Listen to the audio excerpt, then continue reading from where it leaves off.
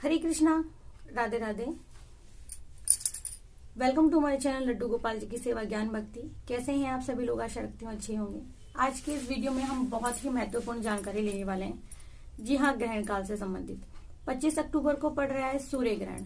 तो ये जो सूर्य ग्रहण है पड़ रहा है पूरे 27 वर्ष बाद में। सूर्य ग्रहण की जो अवधि अगर आप मानते हैं वो पड़ेगी 47 मिनट। सूर्य ग्रहण जो है 25 अक्टूबर को 4:40 से लेकर के शाम के 5:24 तक का है। 5:27 पर हो जाएगा सूर्यास्त। अब आपको क्या करना है? पूजा करनी है नहीं करनी है, क्या करना है क्या नहीं करना है, लड्डू गोपाल जी को जगाना है नहीं जगाना है, भोजन आदि की व्यवस्था कैसे करेंगे, जो त्योहार पर आपने भोजन बनाया है वो खाने योग्य रहेगा नहीं रहेगा, क्या करना है क्या नहीं करना है, संपूर्ण जानकारी इस एक ही वीडियो में। लड्डू गोपाल जी सुबह भोजन नहीं करेंगे तो कैसे क्या चलेगा? देखिए, नॉर्मल सी बात है। ये जो पवित्री है इसे कुशा घास कहा जाता है। ये कुशा घास आपको मार्केट में अवेलेबल हो जाएगी किसी भी दुकान पे, किसी भी शॉप पर। अगर किसी कारणवश आपके आसपास किसी दुकान पे नहीं मिलती है तो आप इसकी जगह तुलसी का पत्ता यूज कर सकते हो। लेकिन कितने तुलसी के पत्ते यूज करेंगे? जिनका केवल एक ही पौधा है वो क्या करेंगे? तो देखिए, मैंने जैसा कि बताया कि ये जो सूर्य ग्रहण है इससे पहले 27 साल पहले इसी दिन यानी कि गोवर्धन के दिन पड़ा था, 27 वर्ष पहले। अभी ये वापस इस तरह से हो रहा है। इस साल का शायद ये आखिरी सूर्य ग्रहण होगा। अभी मैंने ज्यादातर कहीं से कोई चर्चा नहीं की है, कोई जानकारी नहीं ली है। जितनी जानकारी मेरे पास है मैं आप लोगों को दे रही हूँ। आपके घर में अगर ठाकुर जी की सेवा है, आप प्रतिदिन उन्हें स्नान करवाते हैं, भोग लगाते हैं, सारी चीजों का ध्यान रखते हैं, उन्हें पुत्र रूप में देखते हैं, तो जो लोग पुत्र रूप में देखते हैं वो सेवा कैसे करेंगे? तो देखिए, पुत्र रूप में देखते हैं मैं मानती हूँ। इससे पहले आपका एक रिश्ता जो प्रभु से है वो है भक्त और भगवान का, उसे मत भूलिए। जब हम उन्हें पुत्र रूप में देखते हैं तो क्या हम अपना झूठा उन्हें खिलाते हैं? नहीं खिलाते हैं। पुत्र रूप में देख रहे हैं तो जहां हम हर कहीं बैठ जाते हैं, क्या हम उन्हें बिठाते हैं? नहीं बिठाते हैं। तो जब हम विशेष नियमों का पालन करते हैं पूजा में और अपने जीवन में उन चीजों को हम लोग समाहित किए हैं, तो इन चीजों का ध्यान हमें इस ग्रहण काल में भी रखना है। सूतक जो लग रहा है 2 बजे लग जाएगा। मैं क्या करूंगी वो मैं बताती हूँ। आपने क्या करना है आप देखिएगा। अगर आपको मेरी बात सही लगती है तो बिल्कुल जरूर से कीजिए। आपने दिवाली की पूजा की है शाम के समय, दीपदान किया शाम के समय, 10 बजे तक आपकी दिवाली की पूजा हो गई है पूर्ण। परिस्थिति आपके सामने कुछ और है और आपका मन कुछ और करने को कह रहा है। अब मन में प्रश्न आता है कि क्या रात को जब हम ठाकुर जी को सुलाएंगे तो क्या हम उन्हें अगले दिन जगाएंगे? तो जी हाँ, सुबह ना जगा करके आप अपने ठाकुर जी को जो रात्रि को शयन करवाया उन्हें वैसे ही सोते रहने देंगे। आप उन्हें जगाएंगे अगले दिन सूर्यास्त के बाद में, यानी कि खुद जब आप स्नान कर लेंगे उसके बाद आप उन्हें बहुत दुलार से जगाएंगे, प्यार से जगाएंगे, स्नेह करेंगे आपकी लाला को। फिर आप उन्हें अपने हाथों से गर्मा गर्म खाना बना के खिलाएंगे। इसके बीच में क्या करना है? आपने खुद स्नान करना है, घर को पवित्र करना है। घर को पवित्र करने के लिए जो आंगन आप धो सकते हैं धो सकते हैं। एक लोटे में आपको गंगा जल लेना है, पवित्री डालनी है, तुलसी का पत्ता डालना है। गोमूत्र अगर आपके पास में तो बहुत बेस्ट ऑप्शन है, इससे घर पवित्र हो जाता है। आप इन सब चीजों का जो छींटा है अपने घर में देंगे, पूजा के मंदिर में देंगे, भगवान जी की प्रतिमा को देंगे, अपनी जो किचन है उसमें देंगे, कि खाने पीने की जो चीजें हैं उन पर देंगे। ये सारा छींटा आप यानी कि आप उनको पवित्र कर देंगे। एक चीज देखिए, ये जो पवित्र का टुकड़ा है इस तरह से ये छोटे छोटे टुकड़े लेकर के आप अपने खाने पीने की चीजों में डाल देंगे। जैसे कि चाय, चीनी, मसाले हो गए। आपने जो दिवाली पर भोजन बनाया, जो मिठाई है आपकी, जितना आपने भोग लगाया, वहां तुलसी का पत्ता और ये पवित्री रखेंगे। आपने जहाँ पूजा की, अष्टदल कमल बनाया और जहाँ आपने षोडश मातृका बनाई है, वहां सभी जगहों पर आप इस पवित्री का यूज करेंगे। बिकॉज जो पवित्री है हमारी, उससे वो जो पूजन सामग्री है वह सारी अशुद्ध नहीं होगी, क्योंकि ये जो सामग्री है हम किसी ब्राह्मण को देंगे या किसी को खाने के लिए देंगे, तो ये सारी खाने पीने की चीजें जो हैं अशुद्ध नहीं होनी चाहिए। सभी जानते हैं कि सूतक काल के दौरान या ग्रहण के दौरान जो खाने पीने की सारी चीजें हैं वो अपवित्र हो जाती हैं। तो अब आपके मन में एक सवाल उठ रहा होगा कि जो फ्रिज में हमारा इतना खाने पीने का सामान रखा होता है उसका क्या करना है। तो जो खाने पीने का सामान है आपका, उसमें आपको ये पवित्र या तुलसी का पत्ता डाल देना है। किसी भी कारणवश आपके आसपास पवित्र नहीं मिलती है, तुलसी पत्ता यूज कीजिए। ये वीडियो पहले से अपलोड करने का मेरा मकसद एक ही है कि आप लोगों को ये जानकारी मिल जाए और आप इस जानकारी से पहले से सजग हो जाएं, पहले से तैयारी कर लें। जिन लोगों के पास पवित्र नहीं है वो शॉप से लेकर के आ जाएं। जिन लोगों के पास में ढेर सारी तुलसी ऑलरेडी घर में है उन लोगों को कोई परेशानी नहीं है, लेकिन जो पवित्री होती है वो कहीं ज्यादा महत्व रखती है। ये हर एक चीज को पवित्र रखती है। देखिए, पूरे मंदिर को धोना, ठाकुर जी की पोशाक बदलना, उसी समय पूरे मंदिर का शुद्धिकरण इम्पॉसिबल हो जाता है। तो आपने ना इतनी मेहनत ना करके छोटे रूप में सब कुछ करना है। फिर आप चाहे नेक्स्ट डे पर सारा चीजें जो आप हटा देंगे, जो कपड़े बिछाए हैं वो हटा देंगे। उसके बाद में अगर आप चाहें तो सारे कपड़े धो सकते हो, लेकिन सूर्यास्त के समय देखिए, जो हमारा सूर्य ग्रहण होगा सूर्यास्त के समय होगा। और उसके बाद में आजकल दिन छोटे होने लगे हैं, तो जो हमारा समय है वो अवधि कम हो गई है। रात्रि का हमें भोजन बनाना है, ठाकुर जी का भोग बनाना है, गृहस्थाश्रम में है सारा सब कुछ वो भी निपटाना है। बहुत कुछ सोच समझ के करना है। तो जैसे कि मैंने अभी आपको बताया है, ठाकुर जी को नहीं जगाएंगे हम। जब ठाकुर जी को हम लोग शयन करवाते हैं वहां उनकी तकिए के नीचे पवित्री रखेंगे। जो जल का लोटा हमने उनके लिए रखा है उसमें पवित्री और तुलसी का पत्ता रखेंगे। दूसरा, हमारे जो मंदिर के पट हैं हम लोग रात्रि में 12-1 बजे तक बंद कर देंगे, क्योंकि दिवाली पर ज्यादातर हम लोग 12 बजे के आसपास ही हमारे जो मंदिर का पर्दा है वो लगाते हैं। जैसे कि मैं 12 बजे के आसपास ही लगाती हूँ। मैं अपनी बात बताती हूँ। कोशिश यही होगी कि जो मेरे पूजा का स्थान है वहां मैं पवित्री रख ही दूंगी। जो पूजा का हमारा भोग प्रसाद है वो मैं 12 बजे के आसपास सारा सब कुछ हटा दूंगी वहां से। अगर जो मेरी तस्वीर है, जो मैं माता रानी की, जो लक्ष्मी जी की जो पूजा करूंगी, जहां करूंगी, कोशिश ये करूंगी या तो मैं एक कपड़ा, साफ कपड़ा लेकर के वो सारी चीजें ढक दूंगी और पवित्री रख दूंगी और मंदिर के पट बंद कर दूंगी और नेक्स्ट डे पर शाम के समय ही मैं खोलूंगी। या मैं क्या करूंगी, रात को 12 बजे के बाद भी सब कुछ वहां से हटा दूंगी। आपको कौन सा ऑप्शन सही लग रहा है आप वही ऑप्शन लीजिएगा। और दूसरा क्या है कि अगले दिन है गोवर्धन पूजा।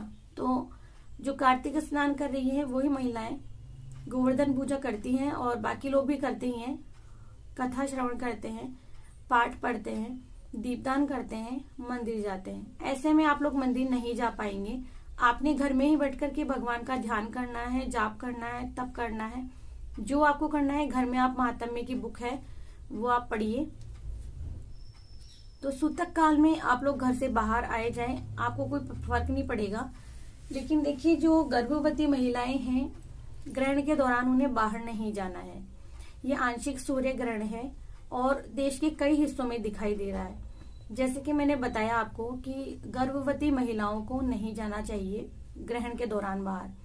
जो तुला राशि वाले हैं इस बार उनके लिए भी ये ग्रहण है वो ठीक नहीं है। मैं भी तुला राशि में हूँ। दूसरा, अगर आपको कोई भी परेशानी हो रही हो इस वीडियो से, अगर आपको कोई प्रश्न आपका नहीं हल हुआ है तो आप मुझे, जो मैंने यूट्यूब पर नंबर छोड़ा, मुझे कॉल कर सकते हो। मैंने कभी अपने जो सब्सक्राइबर है यूट्यूब से जुड़े हुए, मैंने उनसे कभी बात करने के लिए मना नहीं किया, वो सभी जानते हैं। मैसेज में मुझे बता सकते हैं। और अगर कुछ समझ में नहीं आ रहा है तो उन्होंने मुझे कॉल किया है तो मैंने उनको समझाया भी है। अगर आपके मन में कोई भी शंका है, कुछ पूछना है तो आप मुझे कॉल कर सकते हो, मैसेज कर सकते हो, मैं आपको बताऊंगी। दूसरा, जो आपके गोपाल जी हैं, देखिए मातृत्व एक तरफ है लेकिन कुछ नियम ऐसे होते हैं जो हमें मातृत्व में भी निभाने पड़ते हैं। देखिए, प्रभु से जो हमारा प्रथम रिश्ता है भक्त और भगवान का, वो प्रथम रिश्ता है, वो पहले है, सर्वोपरि है, उसे निभाइए। ये नहीं कि आपने अपना मातृत्व दिखाया, लड्डू गोपाल जी को जगा दिया, बिठा दिया, खिला पिला दिया। प्लीज ऐसे मत कीजिएगा। इस सूतक काल में ग्रहण के दौरान हम भी कुछ नहीं खाते पीते, कुछ नहीं ग्रहण करते हैं। फिर ये तो प्रभु का ही स्वरूप है, आप सभी जानते हैं, ये भगवान विष्णु, भगवान श्री कृष्ण का बाल स्वरूप है। तो आप अपने माता को थोड़ा सा कंट्रोल करके और इन्हें शाम के समय ही जगाइएगा। एक चीज और बताती हूँ, कहीं कहीं पर ऐसा होता है कि हम लोग कुछ नियमों को ना मान करके, कई घरों में ऐसा होता है, कुछ नियमों को ना मान करके केवल हम हमारी मन की इच्छा करते हैं, मन की मर्जी करते हैं, लेकिन फिर हमें उनका खामियाजा भुगतना पड़ता है, परेशानियों का सामना करना पड़ता है। तो ऐसा काम मत ही कीजिए कि हमें कुछ परेशानियों का सामना करना पड़े। दूसरा भाई, अब जब कई प्रश्न मेरे पर खड़े हुए हैं, पहले कई लोगों पर खड़े हुए हैं कि भगवान पर भी कभी कोई संकट आया है? जी नहीं, भगवान पर कोई संकट नहीं आता है। समुद्र मंथन के दौरान आपने देखा होगा अमृत कलश निकला था, तब ये राहु केतु जो आपने सुनाई सारी, मैं अगर अभी सुनाने बैठी तो वीडियो बहुत बड़ा हो जाएगा। तो ये जो ग्रहण होता है ये राहु केतु से संबंधित ही है। जिसको जानना है भाई, उसके लिए चैनल पर वीडियो ऑलरेडी अपलोड पड़ी है, आप लोग जाकर के सर्च कर सकते हो और समझ सकते हो। तो जो अमृत की कुछ बूंदे थी, ये एक ही है, राहु केतु जो सर कटने के बाद में हुआ है, एक ही शरीर के दो हिस्से हो गए, मस्तक अलग और धड़ अलग। तो ये उससे संबंधित बात है। तो मैंने बताया ना, चैनल पर जाकर के आप लोग सर्च कर सकते हो और देख सकते हो। दूसरा, मैं ना कोशिश यही करूंगी कि जो मैंने लक्ष्मी पूजा की है, मैं रात्रि 12 बजे के बाद में सारा सब कुछ यहाँ से हटा दूं, अपने मंदिर के पट बंद कर दूं और प्रभु का जाप करूं, ध्यान करूं। तो अब जब आप सो जाएंगे, सुबह जब आपकी आंख खुलेगी तो होगा सूतक। सूतक काल में भगवान के जो पट होते हैं वो बंद रखे जाते हैं, भगवान की पूजा नहीं की जाती है, वही आपको करना है। नेक्स्ट डे पर कीजिए, कोई कार्य नहीं फैलेगा। सुबह उठ करके अगर आप भगवान जी की किसी चीजों के हाथ लगाएंगे, उन्हें छुएंगे, तो आपको ज्यादा काम फैल जाएगा आपके लिए। तो आप ये सब चीजें मत कीजिएगा। ये काम आप एक दिन पहले, लक्ष्मी पूजा वाले दिन ही कर देंगे। कुछ चीजें अब इस ग्रहण के कारण आपको इधर उधर हेरफेर करनी पड़ रही है, तो आपको क्या करना है, इन चीजों को लक्ष्मी पूजा वाले दिन ही ध्यान रखते हुए भोजन कम मात्रा में बनाइएगा। भोजन बनाने के बाद में उसमें आप पवित्री डालेंगे। अब भाई, तुलसी अगर आप हर भोजन में डाल देंगे तो वो भोजन हम दूसरे देवी देवताओं को भोग भी लगाते हैं, और तुलसी का भोग केवल और केवल हनुमान जी को लगता है, हमारे विष्णु भगवान को लगता है, तो बाकी भगवान जी को नहीं लगता है। तो आप ना वो तुलसी का भोग किसी और भगवान जी को नहीं दे सकेंगे दिवाली वाले दिन। इसलिए पवित्री आप रखिएगा भोजन में। पवित्री रखने से आप वो भोजन हर किसी को दे पाएंगे। आशा करती हूँ कि इतनी मैंने कोशिश की आप लोगों को समझाने की इस वीडियो में, तो आप लोगों को समझ में आ गया होगा। और एक बात मैं आपको बताती हूँ, ठाकुर जी को शयन करवाइएगा पूजा के कमरे में। जो लोग कमरे में शयन करवाते हैं वो लोग एक दिन के लिए पूजा के कमरे में शयन करवाइए ठाकुर जी को, ताकि हम लोग मंदिर के पट बंद रखेंगे तो वहां भी सब कुछ पवित्र ही रहेगा।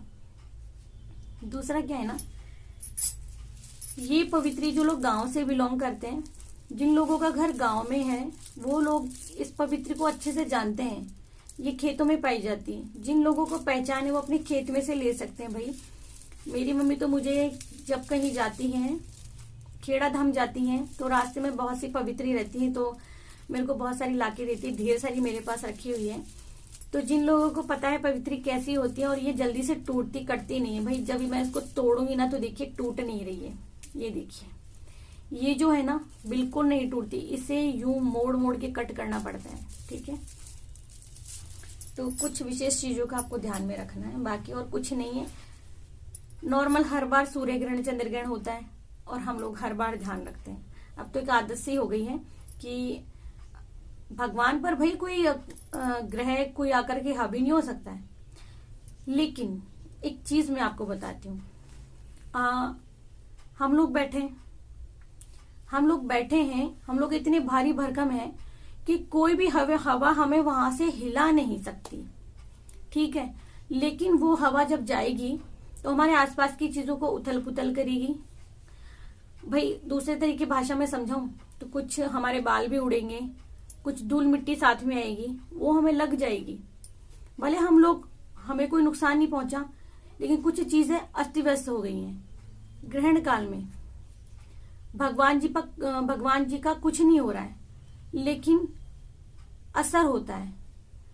तो इस तरह तो आप देखिए कि शंकर भगवान है, जब वो अपने ही दिए हुए वचन से शंकर भगवान भी डर गए थे।